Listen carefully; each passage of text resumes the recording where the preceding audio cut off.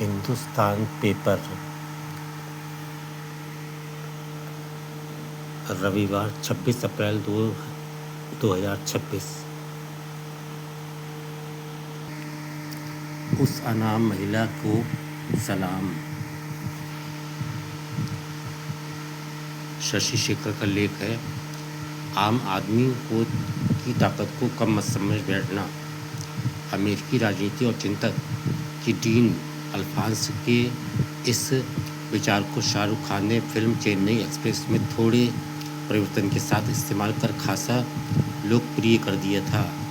Film देखते समय मन में सवाल आया कि आम आदमी की यह ताकत सिर्फ चुनावों, धार्मिक उत्सवों और वैवाहिक आयोजनों में क्यों दिखाई पड़ती है। वह प्रतिरोध में आवाज़ क्यों नहीं उठाता है। मेरी इस पुरानी उधेड़बुन को मुंबई की एक अनाम महिला ने दूर कर दिया। बात पिछले बुधवार की है। भारतीय जनता पार्टी लोकसभा में नारी शक्ति बंधन संशोधन अधिनियम बिल गिर जाने के विरोध में जन आक्रोश रैली का आयोजन किया था। पुलिस के पास इसकी पूर्व सूचना थी और मौके पर समुचित पुलिस बल मौजूद था। इसके बावजूद रैली में उमड़ी भीड़ की वजह से ट्रैफिक जाम हो गया और बड़ी संख्या में लोग रास्ते में फंस गए। उस समय सुखद आश्चर्य हुआ जब सिर पर कैप लगाई एक महिला अचानक प्रकट हुई। गुस्से से उबलते हुए वह सीधे महाराष्ट्र सरकार के मंत्री गिरीश महाजन से उलझ गई। उसने वहाँ मौजूद पुलिसकर्मियों को भी जमकर लताड़ा कि आपके रहते भला ट्रैफिक जाम क्यों है। बताते हैं कि वह काफ़ी देर से उस ट्रैफिक जाम में फंसी थी और उसके बच्चे स्कूल से घर लौटने के लिए की प्रतीक्षा कर रहे थे। उसका गुस्सा जायज़ था और उसकी अभिव्यक्ति में आम जन की सहमति शामिल थी। सोशल मीडिया पर उस महिला को शाउटिंग वुमन या करली कंप्यूटर के खिताब से नवाजा जा रहा है। बड़ी संख्या में नामचीन लोगों का समर्थन उसे हासिल हुआ। देश के प्रमुख उद्योगपति और आरपीजी ग्रुप के अध्यक्ष हर्षद गोयनका ने लिखा, इस एक महिला ने वह कह दिया जो हम करोड़ों लोग महसूस करते हैं। राजनीतिक एजेंडे के लिए सड़कें रोकना बंद करें। महाराष्ट्र सरकार ने इस मामले में संयत प्रतिक्रिया दी। मंत्री गिरीश महाजन ने महिला के गुस्से को जायज़ मानते हुए बस इतना कहा कि उनकी भाषा अनुचित थी। सरकार के इस परिपक्व प्रतिक्रिया का ही नतीजा था कि पुलिस प्रशासन ने आयोजकों के खिलाफ सड़क को अवरुद्ध करने और अनुमति की शर्तों के उल्लंघन का मामला दर्ज किया। बात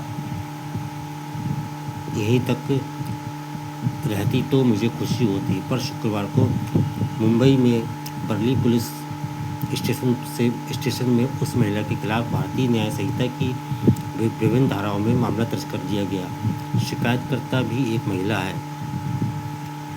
क्या हम यह नेक उम्मीद पाल सकते हैं कि उस महिला को नाहक परेशान नहीं किया जाएगा। अतीत में हम सही आवाज़ उठाने वालों पर जो जुल्म होते देखते आए हैं।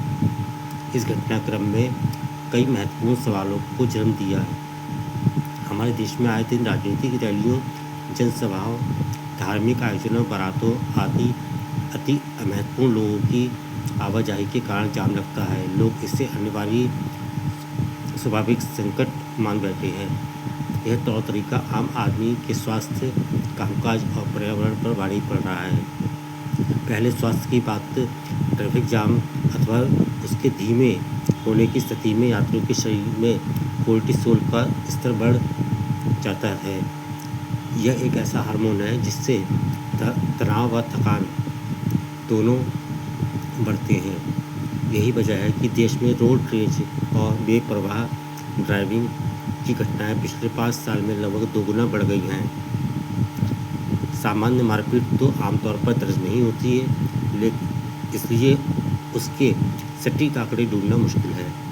लेकिन एक शोध के अनुसार सिर्फ पिछले 2 वर्षों में 50% की वृद्धि हुई है। अब आते हैं पर्यावरण की सेहत पर।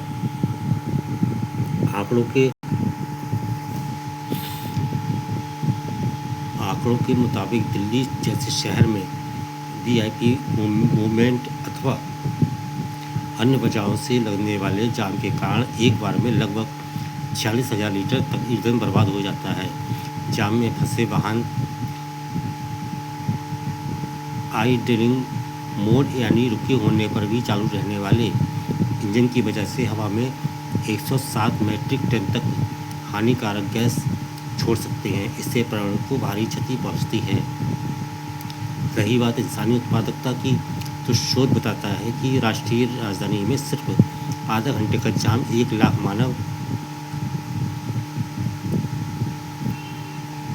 घंटे तक बर्बाद कर सकता है। कई बार ऐसा भी देखा गया है कि एम्बुलेंस अटक गई और उसमें सवार मरीज की जान को लेने के देने पड़ गए हैं। बताने की ज़रूरत नहीं है कि गंभीर रूप से घायल या बीमार मरीज के लिए शुरुआती पहला घंटा गोल्डन आवर होता है। इस दौरान समुचित इलाज मिलने पर 30% लोग बच जाते हैं। इसे गंवाने पर प्रतिकूल असर पड़ता है। जब जान पर बनी हो तो जाम कैसा लगता है, एक बार किसी मुक्त रोगी से पूछ के देखिए, दिल कांप जाएगा। प्रधानमंत्री नरेंद्र मोदी ने सत्ता संभालते ही नो वीआईपी कल्चर का आह्वान किया था।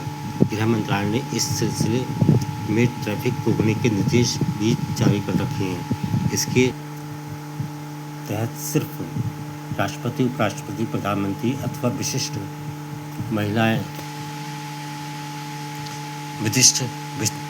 इसके अलावा अथवा विशिष्ट विदेशी मेहमानों के लिए ही ट्रैफिक रोका या परिवर्तन किया जाएगा। क्या इसका अनुपालन हो रहा है? देश की आला अदालत की टिप्पणियां पढ़ लीजिए, उत्तर मिल जाएगा। हमें नीति और निर्णय के बीच का सामंजस्य बिठाना ही होगा। भारतीय संविधान का अनुच्छेद 14 सभी भारतीय नागरिकों को समान हैसियत प्रदान करता है। वीआईपी मूवमेंट के दौरान होने वाली असुविधा को इस अधिकार का हनन माना जाता है। भला यह कैसे हो सकता है कि किसी की सुविधा दूसरे की सुरक्षा पर भारी पड़ जाए? प्रधानमंत्री खुद इसका ध्यान रखते हैं। आपने कई बार देखा होगा कि उनका काफिला एम्बुलेंस को रास्ता देने के लिए रोका गया, लेकिन अब वक्त आ गया है जब इस संबंध में राष्ट्र में स्पष्ट नीति और नियम बनाए जाए। हालांकि सरकार के समक्ष चुनौतियां वहीं यहीं ख़त्म नहीं होती। भारत में इस समय तेज़ी से इंफ्रास्ट्रक्चर का विकास हो रहा है, मगर ज़्यादातर सड़कें फ्लाईओवर या ओवरब्रिज लोकार्पण के साथ ही ट्रैफिक संबंधी समस्याओं से जूझने लगते हैं। इसकी वजह है कि बड़ी संख्या में वाहनों का आगमन। आंकड़े बताते हैं कि वित्त वर्ष 2024 से 2025 में कुल जमा 2.5 करोड़ नए वाहन भारतीय सड़कों पर विचरने लगे हैं। इनमें 2 पहिया और 4 पहिया दोनों शामिल हैं। इसी तरह वर्ष 2025 में 45.5 लाख नई कारें पंजीकृत हुई, जो पिछले वर्ष की तुलना में 6% अधिक थी। अक्सर कहा जाता है कि इनसे जूझने के लिए हमें सार्वजनिक परिवहन को बेहतर बनाना होगा। उसकी भी कोशिश जारी है, पर नई इमारतें लिखने में वक्त तो लगता है। सवाल उठता है, ऐसे में क्या करें? पहला और फौरी जवाब तो यही है कि हम रैलियों, प्रदर्शनों, धार्मिक जलसों और बारातों आदि जाम लगाने वाले कारणों पर अंकुश लगाएं। हर एक के लिए घनी आबादी शहर से परे स्थान नियत किए जाए, जहां बड़े जनमानव के लिए जरूरी सुविधाएं उपलब्ध हों। जब तक ऐसा नहीं होता, तब तक हमारे राजनेताओं और खुद की अति महत्वपूर्ण कहलाने वाले महापुरुषों को अपने आचार व्यवहार में परिवर्तन लाना होगा। मुंबई की उस अनाम महिला को मेरा सलाम कि उसने समूचे देश के सामने एक बार फिर इस बेहद जरूरी बहस को ला खड़ा किया है।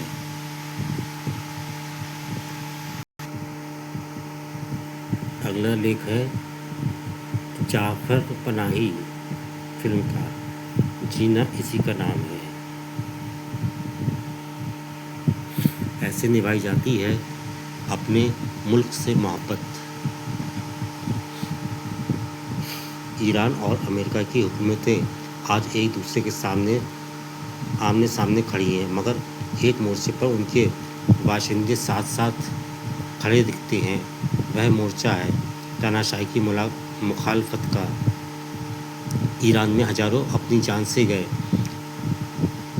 सैकड़ों सैकड़ों औरतें आज भी तेहरान की जेलों में जाती भुगत रही हैं, मगर उन्होंने अपनी हुकूमत की बर्बर नीतियों का विरोध करना नहीं छोड़ा। अमेरिकी भी लाखों की तादाद में सड़कों पर उतरकर राष्ट्रपति ट्रंप को बार बार याद दिला रहे हैं कि आप 4 साल के राष्ट्रपति हैं, खुद को शहंशाह समझने की भूल ना करें। ईरान में एक फिल्मकार ने ऐसी हिमाकत अली खामेनेई के उरज के दौर में की थी। इस जिंदा जमी फिल्मकार का नाम है जाफर पनाही। आज से करीब 65 साल पहले ईरान के मियाने शहर में पनाही पैदा हुए। पूर्वी अजरबैजान सूबे का एक छोटा सा शहर नदी घाटी में बसा है। पनाही 6 भाई बहनों के साथ इसी शहर में पले बढ़े। पिता दूसरों के घरों में रंगाई पुताई का काम करते थे। आर्थिक तंगी में ही पनाही का बचपन गुजरा, मगर वह जिस कस्बे से ताल्लुक़ रखते थे उसकी ज़मीन कलाकारों, खिलाड़ियों और वैज्ञानिकों के लिए बड़ी उर्वर थी। यहाँ से ईरान की कई बड़ी हस्तियाँ निकली। पनाही ने 2 भाषाओं के ज्ञान के साथ होश संभाला। परिवार में अजरबैजानी बोली जाती थी और बाहर फारसी में संवाद करना पड़ता था। कई शोधों से यह बात पुष्टि हो चुकी है कि जो लोग दो या उससे अधिक भाषा जानते या बोलते हैं वे ज़हीन दिमाग के होते हैं। तभी तो पनाही जब 10 साल के थे उन्होंने अपना मुस्तकबिल चुन लिया। तब पनाही ने पहली बार 8 mm का फिल्मी कैमरा देखा था और फिर उन्होंने तय कर लिया कि कैमरे के आगे पीछे ही अब ज़िंदगी गुजरेगी।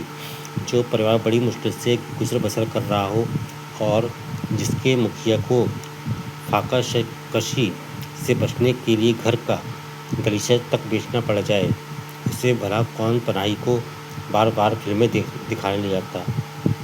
अब्बा को फिल्में पसंद थी, मगर छठे छमा से जब कभी जेब इजाज़त देती तो वही फिल्म उन्हें दिखाने ले जाते जिसे वह चुनते थे। लिहाजा 12 साल की उम्र से ही पनाही स्कूल के बाद छोटे मोटे काम करके पैसे कमाने लगे ताकि वह अपनी मनपसंद फिल्में देख सके।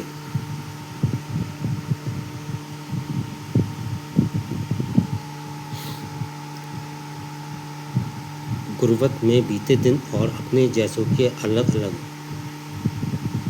अनुभव उन्हें किसी उम्र में नए प्लॉट सजाने लगे थे। वह सोचते काश मैं भी फिल्म बना पाता। उनकी कल्पनाशीलता से प्रभावित किसी उदारमना ने पनाही को तेहरान स्थित institute for the intellectual development of children and young adults पहुंचा दिया। यह इदारा बच्चों और किशोरों की कल्पनाशीलता की तराशने के लिए ही बना था। पनाही की तो मानो कोई मनचाही मुराद पूरी हो गई थी। वह दिल लगाकर अदाकारी और सिनेमा बनाने की बारीकियां सीखते गए। यहीं पर उन्होंने पहली बार एक लघु फिल्म में काम किया। यहीं पर उनकी मशहूर फिल्म निर्देशक अब्बास कियारोस्तमी से पहली मुलाकात हुई। यह वह दौर था जब ईरान नई करवटें ले रहा था। शाह के निज़ाम के खिलाफ लोग सड़कों पर उतरने लगे थे। उन्हें जमहूरी आज़ादी चाहिए थी, मगर उल्टा हुआ। खैर, उम्र की 20वीं दहलीज पर पहुंचते ही पनाही को ईरानी फ़ौज की खिदमत में हाजिर होने का हुक्म मिला। प्रशिक्षण के दौरान ही पनाही और उनके दोस्त खुर्द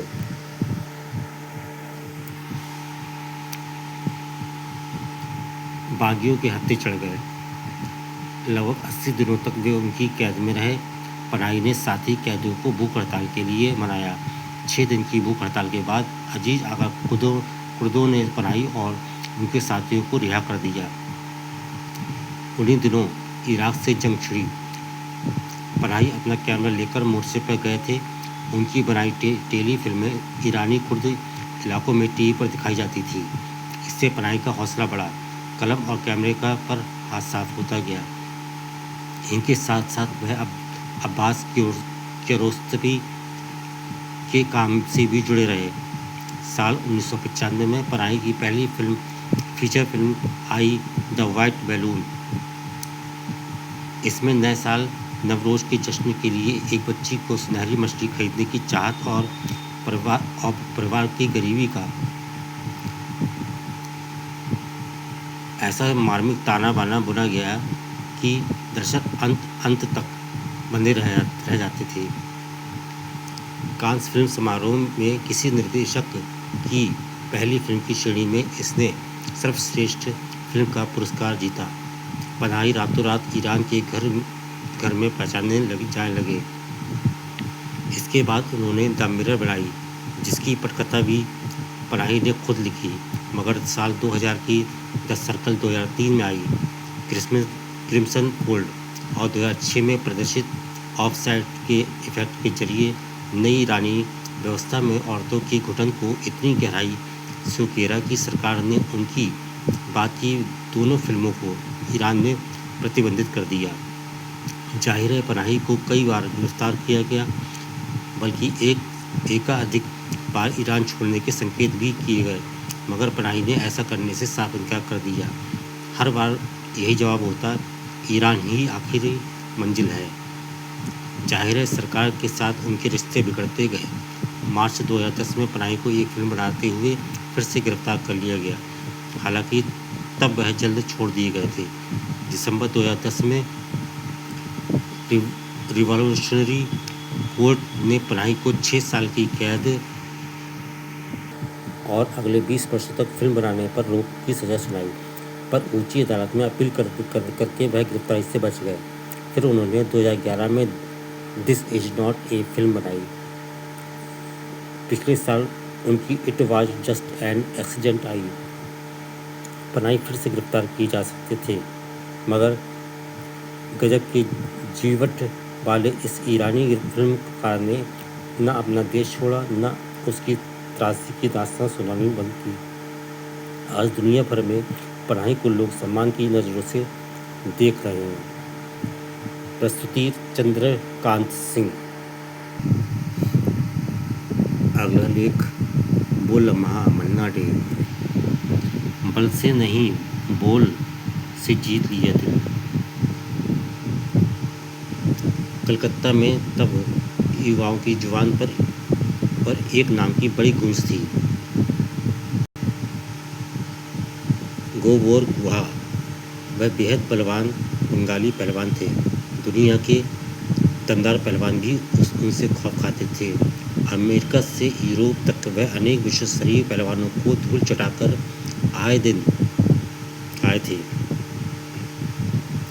6 फीट से ज़्यादा लंबे गोबोर गुहा के अखाड़े में सीखने वालों की हमेशा रौनक रहती थी। सीखने वालों में कॉलेज का एक विद्यार्थी भी था, देह से तगड़ा और फुर्तीला। वह बहुत मेहनत से राज्य स्तरीय पहलवान हो गया था। बंगाल चैंपियन होने से एक कदम दूर रह गया था, पर तभी उसे आंखों में समस्या हुई। जांच में पता चला कि अब ताउम्र चश्मा पहनना पड़ेगा। चश्मा लग गया तो कुश्ती में कष्ट होने लगा। चश्मा पहनकर लड़ो तो मुश्किल और ना पहनो तो मुसीबत। एक बार वह चश्मा पहने हुए अखाड़े में उतर गया तो सामने वाले पहलवान को दबोचने की कोशिश में चश्मा का गिलास खुद के चेहरे पर ही धंस गया। लहू बह निकला। दिल रो पड़ा कि जो घाव हुआ है वह कुछ दिनों में भर जाएगा। चश्मा टूटा है तो कल नया बन जाएगा, पर पहलवानी में नाम रोशन करने का सपना तो टूटा ही रह जाएगा। मेरी ज़िंदगी कैसे कटेगी? मैं आगे क्या करूँगा? उन दिनों इस हताश पहलवान के दर्द को घर में उनके छोटे चाचा ने सबसे ज़्यादा महसूस किया। छोटे चाचा यानी बाबू काका बहुत कुशल संगीतज्ञ थे। एक समय वह भी खिलाड़ी थे। पतंग उड़ाते समय उनकी आंखों में कुछ पड़ गया, खुजली हुई और तमाम मुमकिन इलाज के बावजूद उनकी आंखों की रोशनी पूरी तरह से जाती रही। तब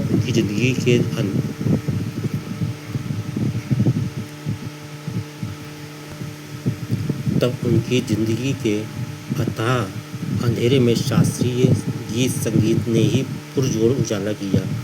वह खुले स्वर में गजब सुरीला गाते थे। बोल तो बोल, इस दुनिया में सबसे मीठे बोल, या भजन में डूब जाते। सपना देखी छे राधा रानी। बहरहाल बाबू काका ने उदास भतीजे को अपनी ओर खींच लिया कि अब तू बल से नहीं, बोल से पहचान बनाएगा। भूल जा कि कुश्ती का फाइनल जीतना है। तू बचपन से ही संगीत के आकर्षण को ठुकराते हुए चैंपियन बलवान बनने की ख्वाहिश रखता था। ख्वाब पूरा ना हुआ ना सही, अब तो संगीतज्ञ बनेगा। बाबू काका अपने भतीजे को बहुत प्यार से मन्ना कहते थे। मन्ना अपने बाबू काका की आँख के तारे थे और अब आँख भी बन गए। काका जहाँ जाते मन्ना साय की तरह साथ साथ रहते। बाबू काका की कोलकाता में बड़ी मांग थी। उनसे मिलने घर में बड़े बड़े लोग आते थे। बाबू काका जहाँ भी रहते संगीत की महफिल जम जाती। उन्हीं महफिलों में मन्ना डे एक सिद्ध गायक संगीतकार के रूप में तराशे गए। उन्हीं दिनों फिल्म उद्योग कोलकाता से बम्बई जा रहा था और उस उद्योग में पैर जमाने के लिए चाचा भतीजे की जोड़ी भी पहुंच गई। काका बहुत अच्छे कलाकार थे, तो उन्हें फिल्मों में अभिनय ही नहीं, गायन और संगीत देने के भी मौके मिले। वह CD के रूप में पहचाने गए और मन्ना डे भी उनके सहयोगी के रूप में पहचान बनाते चले गए। संगीत में हरफन मौला मन्ना डे ने जब बम्बई में पांव जमा लिए, तब बाबू काका कलकत्ता लौट आए। मानो उनका लक्ष्य ही मन्ना को संगीत में स्थापित करना था। बाबू काका के ही शिष्य संगीतकार SD बर्मन ने मन्ना डे को गाने का पहला अवसर दिया। ऊपर गगन विशाल। उन्हें दिग्गज फिल्म स्टार राज कपूर के लिए गाने का मौका मिला, जहां गीत दिल का हाल सुने दिलवाला ने सबका दिल मोह लिया। वहीं ये रात भीगी भीगी ये मस्त फिजाएं ने उन्हें एक मीठी आवाज़ में रोमांटिक गायक के रूप में स्थापित कर दिया। जब भी संगीतकार को कठिन और शास्त्रीय संगीत आधारित गीत गवाने की जरूरत पड़ती थी, तब मन्ना डे को याद किया जाता था। उनकी विविधता सबका मन मोह लेती थी। एक चतुर नारकर के श्रृंगार से लेकर कस्में बादे प्यार वफा, सब बातें हैं बातों का क्या तक मन्ना डे ने हर तरह के गीतों को अपनी आवाज़ में कालची बनाया। उन्हें अनेक भाषाओं में गाने के मौके मिले। उन्हें साल 2007 में हिंदी सिनेमा के सर्वश्रेष्ठ सम्मान दादा साहेब फाल्के से सम्मानित किया गया। फिल्म उद्योग में गायक तो बहुत हैं, पर 1 मई को जन्म लेने वाले मन्ना डे अर्थात प्रबोध चंद्र डे 1919 से 2013 का गायन संगीत विद्यालय की तरह है। आवाज़ में कितनी गहराई, कितनी मस्ती, कितना प्यार और कितना दर्द बोलना है, उन्हें बखूबी आता था। उन्हें गायकों का गायक कहा गया, पर अहंकार से हीन और बिल्कुल आम भारतीय की तरह दिखने वाले मन्ना डे जीवन भर दोहराते रहे कि बाबू काका ना होते तो मैं भी यहाँ ना होता। वह प्यार का सागर थे और मैं उनकी बूंद का प्यासा। प्रस्तुति ज्ञानेश उपाध्याय।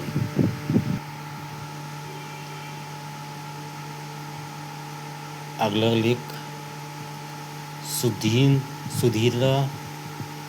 लेख सुधीश पचौरी, हिंदी साहित्य का। अब देखने के दिन आए। अब तक मैं ही कहता था कि लेखन के दिन गए, देखन के दिन आए। अब पश्चिम वाले भी कहने लगे कि लिखने के दिन गए, दिखने के दिन आए। अब लिखना नहीं दिखाना है। 24/7 के हिसाब से दिखाना है। किस लिफ्ट फेस्ट में कितने दिखे, कितने साक्षात्कार दिए, किस चर्चित ऑनलाइन प्लेटफॉर्म पर रहे, कितने फ़ोटो, कितने वीडियो, कितनी रीलें, कितनी सेल्फी, कितने इंस्टाग्राम में दिखे।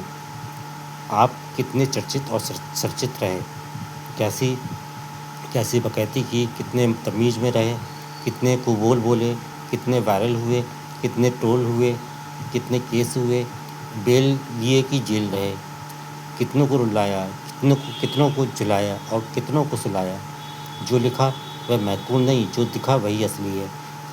आप किस कोटि के रचनाकार हैं, यह इस बात से तय होता है कि आप कितने दमदार हैं, किस से और कैसे कनेक्ट हैं, आपकी किससे कैसी दोस्तियाँ हैं, कितने अधिक दृश्यमान हैं, आपके कौन परोपकार हैं।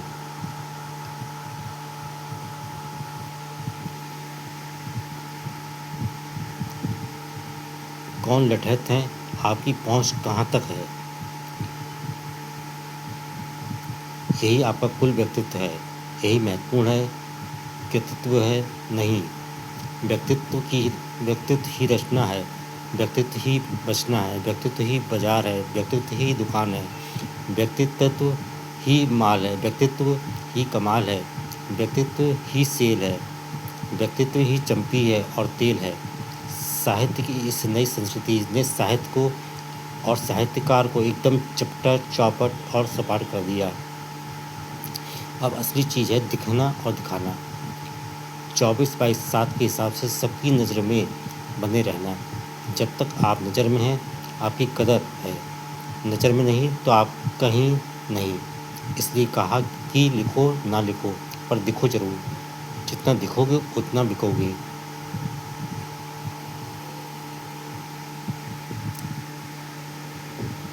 उतना ही दिखोगे। यही साहित्य का न्यू नॉर्मल है। अच्छा लिखो या बुरा लिखो, चाहो तो AI से लिखवा लो, पर लिखने से कुछ ना होगा, दिखने से होगा। लिखे कोई नहीं पढ़ता, दिखे सब पढ़ते हैं। इन दिनों देखना ही लिखना पड़ना है। लेखक बदल गया, उसकी परिभाषा बदल गई। आज कवि, कथाकार, उपन्यास का आलोचक व पाठक की भूमिका भी बदल गई। अब लेखक को सिर्फ लिखते नहीं रहना, उसे लिखने से अधिक दिखना है।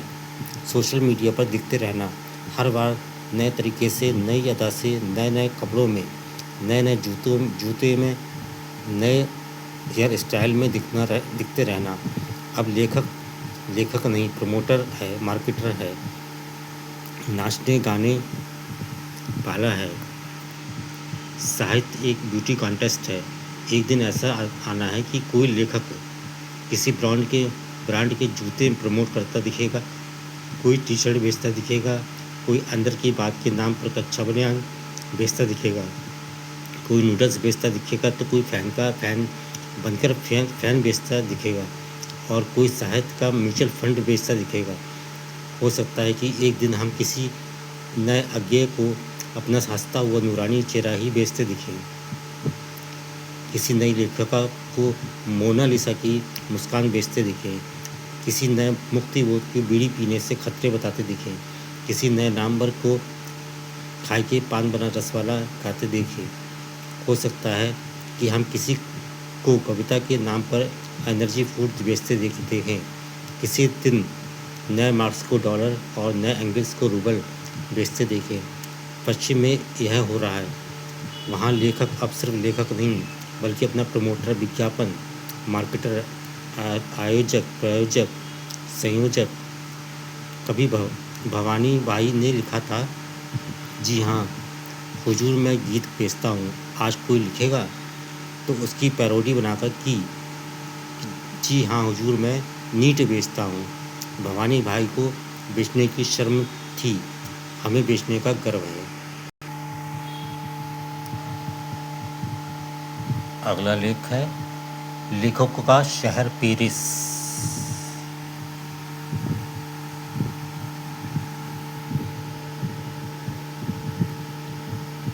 यशवंत नामदेव।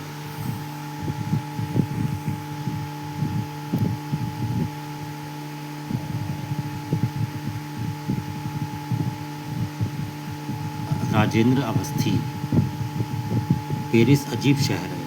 यदि वहाँ चौड़ी और शानदार सड़कें हैं तो संकरी गलियाँ भी हैं। गलियों के बावजूद वह गंदा नहीं है।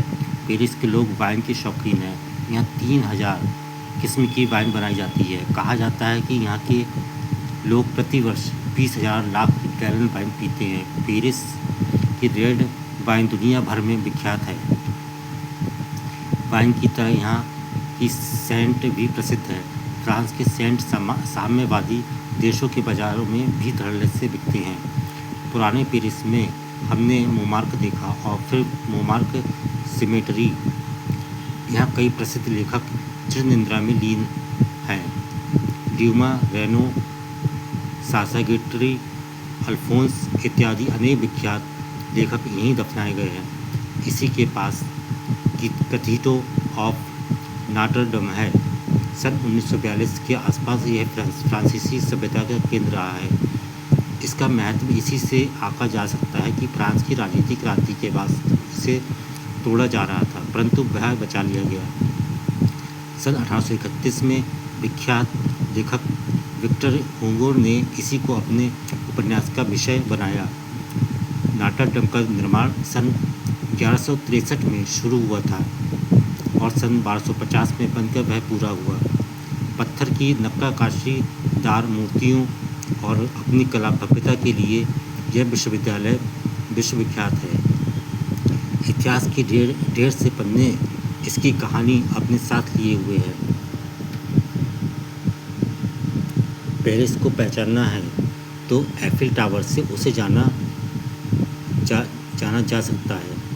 बम्बई में गेटवे ऑफ इंडिया है। दिल्ली में कुतुब मीनार तो पेरिस में एफिल टावर। पेरिस देखना है तो पिगाले देखे बिना वह अधूरा रहेगा।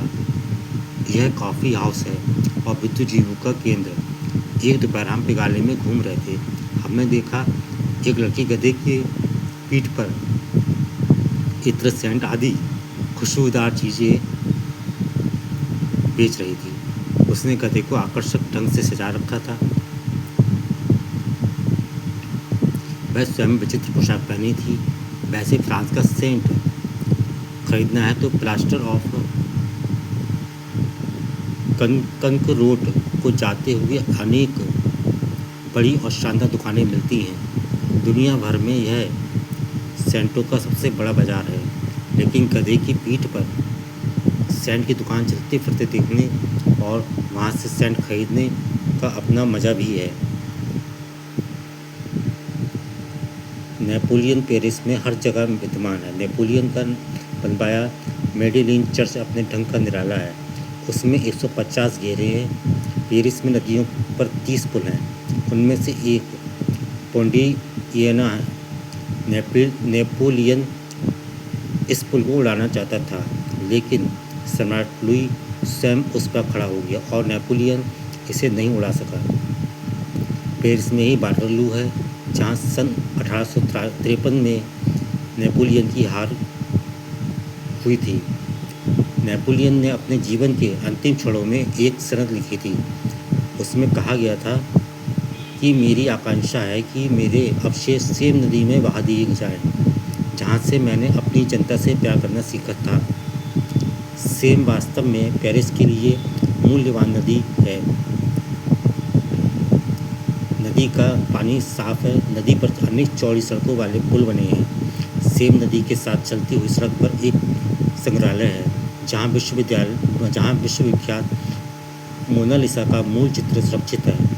पेरिस इतिहास और कला की नगरी, लुई वंश के राजाओं और महान विजेता नेपोलियन के अनेक महल और स्मारक देखे जा सकते हैं। इसी तरह विख्यात चित्रकारों और कलाकारों की कृतियाँ सर्वत्र दिखाई देती हैं। एक बाग में स्वतंत्रता की मूर्ति की मूल कृति है, जिसके बाद में फिर से बनाकर न्यूयॉर्क के बंदरगाह में लगाया गया है। इस मूर्ति का निर्माता पेरिस का कलाकार स्ट्रक्टर था। पहले उसने मॉडल बनाया था, बाद में पूरी मूर्ति बनाई।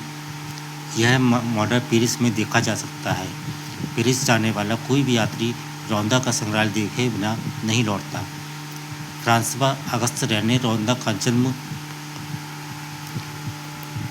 12 नवंबर 1840 को हुआ था। प्रस्तक कला में रौंदा की बराबरी का दूसरा कलाकार नहीं है। हमने रौंदा का संग्रहालय देखा। यह फ्रांस से लौटते हुए अपने मित्र विलियम्स स्टे के साथ 3 घंटे हमने यहीं गुजारे। पत्थरों को तराश कर कागज़ की तरह मोड़ देने का कमाल रौंदा की विशेषता है। संग्रहालय के बाहर लॉन में जो प्रस्तरम प्रतिमाएं सबसे ज़्यादा आकर्षित करती हैं, उनमें 6 राजनीतिक बंदी हैं। उनमें से एक के दोनों हाथों में हथकड़ी है, बाकी 5 के गले में लोहे की सांकल है जिनमें उन्हें बांधा गया है। शायद हथकड़ी वाले कैदी को मौत की घाट उतारने के लिए जाया जा रहा है। एक दूसरा व्यक्ति अपने सिर पर हाथ रखे है और बाकी बातें कर रहे हैं। इस दृश्य ने हमें सहसा आकर्षित कर लिया। लगता है पत्थरों को किसी ने मोमबत्ती की तरह पिघलाकर रूप दे दिया है। संग्रहालय के भीतर भी ऐसी ही प्रतिमाएं जिन्हें देखकर दंग रह जाना पड़ता है। ये एक युवती है जिसके शरीर का आधा भाग नारी का है, बाकी शरीर घोड़े का है। वैसी ही पूंछ है, 4 पैर हैं, पत्थर सफ़ेद रंग का है।